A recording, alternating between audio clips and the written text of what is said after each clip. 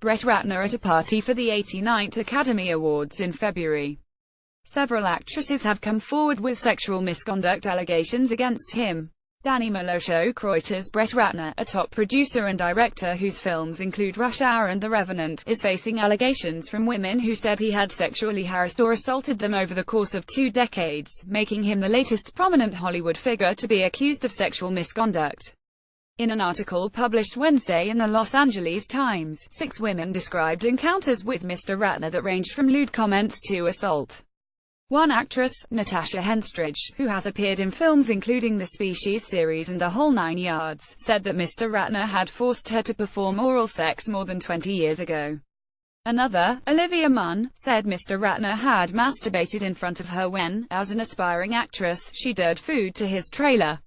Late Wednesday, Mr. Ratner issued a statement saying that in light of the allegations being made, he was stepping away from all activities related to Warner Brothers, the movie studio with which he has a $450 million agreement to co-finance films. "I don't want to have any possible negative impact to the studio until these personal issues are resolved," he said. A spokesman for Warner Brothers declined to comment. In addition to the co-financing arrangement, Mr. Ratner will also remove himself from work on the studio's adaptation of The Goldfinch, which he was set to produce. The New York Times spoke to several of the women interviewed by the Los Angeles Times, including Ms. Henstridge.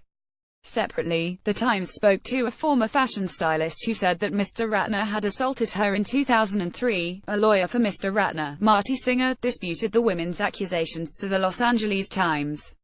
He also denied there had been any misconduct by Mr. Ratner. In a statement to the New York Times, "We're asserting that we are confident that his name will be cleared once the current media frenzy dies down and people can objectively evaluate the nature of these claims." Ms. Henstridge, in a phone interview with the Times on Wednesday, said she had fallen asleep while watching a movie with Mr. Ratner and a group of friends in an apartment in New York, and awoke to find herself alone with him. She said that when she got up to leave, Mr. Ratner tried to coax her into staying. When she declined, she said, he blocked the door, pushed her down and forced himself on her. In the wake of allegations against the producer Harvey Weinstein, whom dozens of women have come forward to accuse of misdeeds ranging from harassment to assault, Ms. Henstridge said she had struggled with whether to speak out. "Every single day I woke up and realized, I can't let this go," she told the Times. "This was not a confused lover's oops, I made a mistake. This was a true attack." Natasha Henstridge in January. Ms. Henstridge, the star of the Species movie series, said Mr. Ratner forced her to perform oral sex more than 20 years ago. Michael Kovac Getty Images for Tyler Ellis, a friend of Ms. Henstridge, Lilith Badiszewski, told the Times that the actress had confided in her about the episode about a decade ago.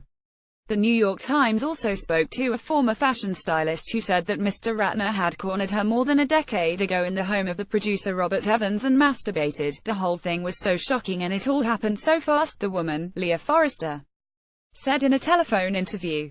"I just remember shaking and being in the bathroom and trying mentally to figure out what to do with this experience that just happened." She said she struggled for years to make sense of the episode, and even attended a party for Mr. Ratner at the home the next day.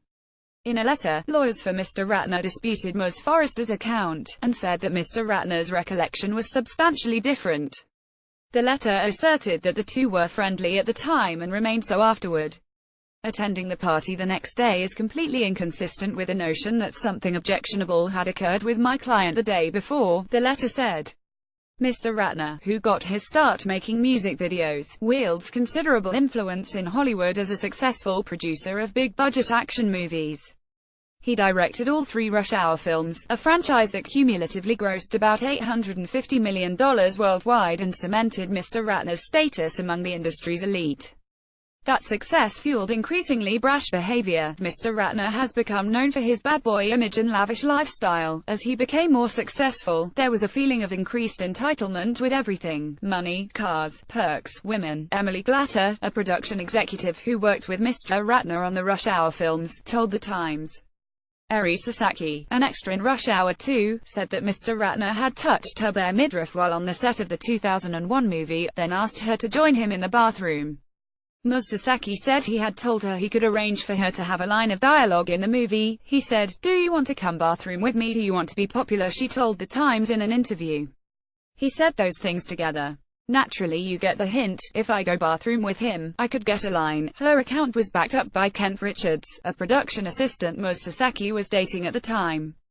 Olivia Munn at Comic Con International in San Diego in July. Ms. Munn told the Los Angeles Times that Mr. Ratner had masturbated in front of her when she was an aspiring actress.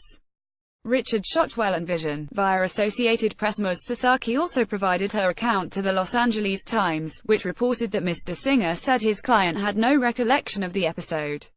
Another actress, Jamie Ray Newman, who appeared in the television series Supernatural, said she had once sat next to Mr. Ratner on an airplane and that he had made lewd comments to her and graphically described the sex acts he would like to perform with her.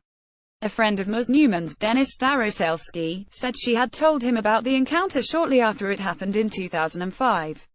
Ms. Newman also recounted the episode to the Los Angeles Times. Mr. Ratner could be generous and complimentary, according to several people who worked with him. He thanked every crew member by name during a screening of Rush Hour 2, Ms. Glatter said.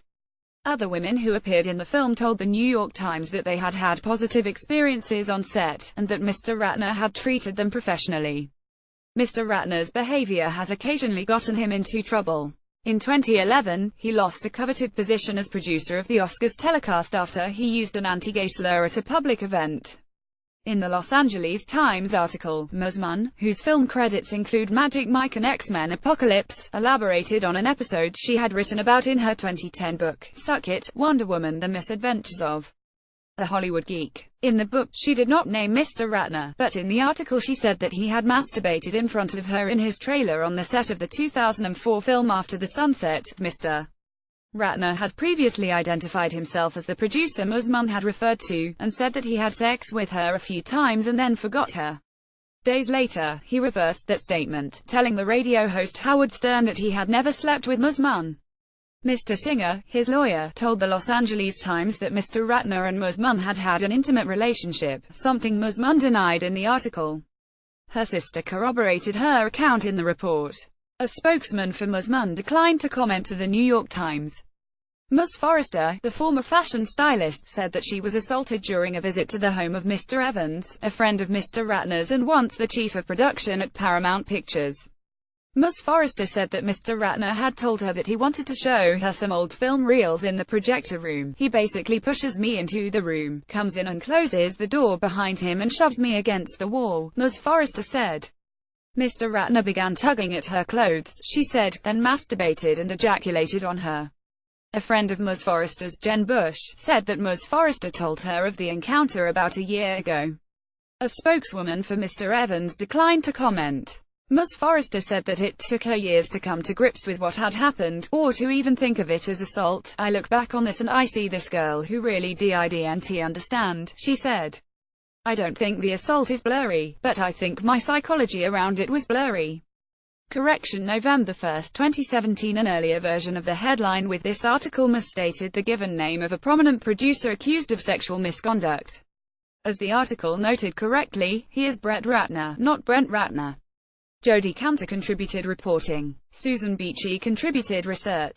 A version of this article appears in print on November 2, 2017, on page B1 of the New York edition with the headline Top Producer Faces Harassment Allegations.